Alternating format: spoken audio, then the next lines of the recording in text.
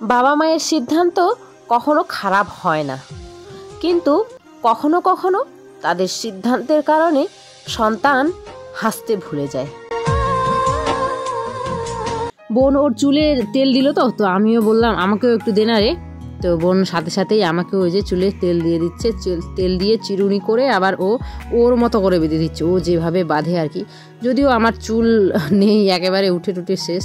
আর আমি হাসছিলাম যে মার এই বুদ্ধিটা দেখে খুব ভালো লাগলো আর কি, হাসার না, সত্যি খুব মানে কি বলবো, চম্বুকটা আছে না, চম্বুকটা গোল ছিল, ভেঙে গেছে মা বলছে।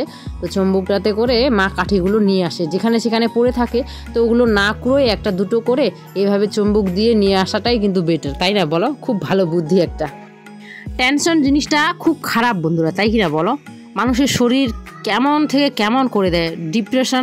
ডিপ্রেশন চলে গেলে তো হয়ে গেল। আমার তো মানে কি বলবো, আর শরীরটা এত খারাপ হয়ে গেছে, আমি নিজেকেই দেখে খারাপ লাগছে আমার।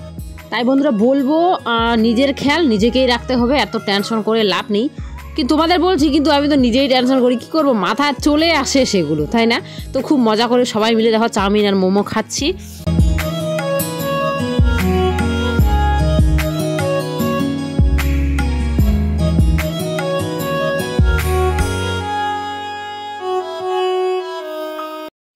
আমি একটা কথা বুঝতে পারি না, যখন একটা মেয়ে তার বাবার বাড়িতে থাকে তখন তার বুদ্ধির প্রশংসা পুরো বাড়ি করে, কারণ ওই মেয়ে তার বাবার বাড়িকে খুব ভালোভাবে সামলে নেয়, কোনো সমস্যা হলে মিনিটেই ঠিক করে নেয়, আর তার বুদ্ধির প্রশংসা সবাই করে। কিন্তু ওই মেয়েই যখন শ্বশুরবাড়ি যায় তখন 1 মিনিটেই, আমি জানি না কেমন করে, শুধু তার ভুলগুলোই মানুষ দেখতে পায়। সে বোকা, সে জিদ্দি, অভদ্র, সে কোনো কাজ জানে না, কি শিখিয়েছে তার মা এ তো কিছুই জানে না। তো আমি বলবো, কিছু আপনিও আপনার মধ্যে দেখুন ভুলটা কোথায় হচ্ছে।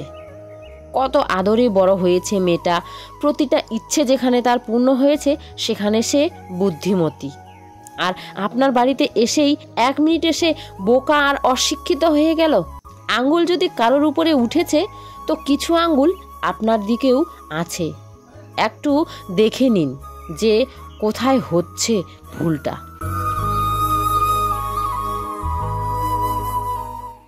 যদি আপনি কোনো বাচ্চাকে জিজ্ঞেস করেন যে তাকে তার দাদুর বাড়ি ভালো লাগে না ঠাকুরদাদার বাড়ি, তো আমার মনে হয় প্রতিটা বাচ্চা একটাই উত্তর দেবে, তাকে তার দাদুর বাড়ি ভালো লাগে। কারণ দাদুর বাড়িতে যতগুলোই ঘর থাকুক না কেন, কোনো ঘরেই তার মায়ের নামে নিন্দে করা হয় না। দাদুর বাড়িতে মাকে সারাদিন কাজ করতে হয় না।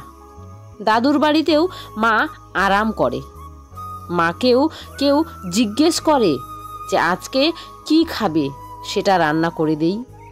দাদুর বাড়িতে মা খুশিতে থাকে, মা ভয়ে ভয়ে থাকে না যে ভুল করে কোনো ভুল হয়ে গেলে কেউ এসে দুটো কথা শুনিয়ে যাবে।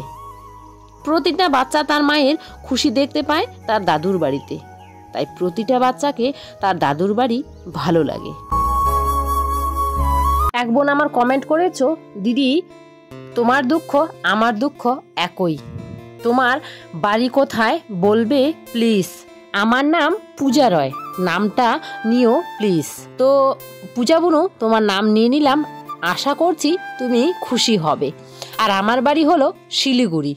আর হ্যাঁ, আরও এক বোন আমার কমেন্ট করেছে যে তুমি বাংলাদেশি না ভারতীয়, তো আমি ভারতীয়, ইন্ডিয়ান। আরেক বোন আমার কমেন্ট করেছো, দিদি তোমার কথাগুলো আমার খুব ভালো লাগে, তুমি আমার নামটা নিও, আমার নাম সুপ্রিয়া ঘোষ। তো সুপ্রিয়া বোনু, তোমার নামটা আমি নিয়ে নিলাম, আশা করছি তুমি খুশি হবে। বড়দের জন্য ঠিকই আছে, কিন্তু বিভূষণার জন্য একটু ঝালটা বেশি হয়ে গেছে, তার জন্য দেখো একবার ভাত খাচ্ছে আর একবার জল। আর ওকে বাইরে নিয়ে আসলাম এ কারণে খাওয়াতে, কারণ হচ্ছে কারেন্ট নাই, কারেন্ট চলে গেছে। তো আর ঘরের ভিতরে গরমও লাগে আর অন্ধকার, ঘরের যেহেতু কাজ হচ্ছে তার জন্য চারিদিকটাই অন্ধকার, কারেন্ট না থাকলে ভালোই লাগে না। তো খাওয়া দাওয়া সেরে টেরে দেখো বোন সন্ধ্যার সময় এখন বাড়ি চলে যাচ্ছে। ওরা আমাদের জন্য এসেছিল, ওরা তো থাকতেই চায়নি, তাও একদিন আমাদের জন্য থাকলো আর কি। তো বন্ধুরা, আজকে ব্লগটা এখানে এন্ড করলাম। সবাই ভালো থেকো, সুস্থ থাকো। কেমন লাগলো অবশ্যই কিন্তু কমেন্টে জানিও। আর যারা এত দূর পর্যন্ত আমার সাথে আছো, তোমাদের জানাই অসংখ্য ধন্যবাদ।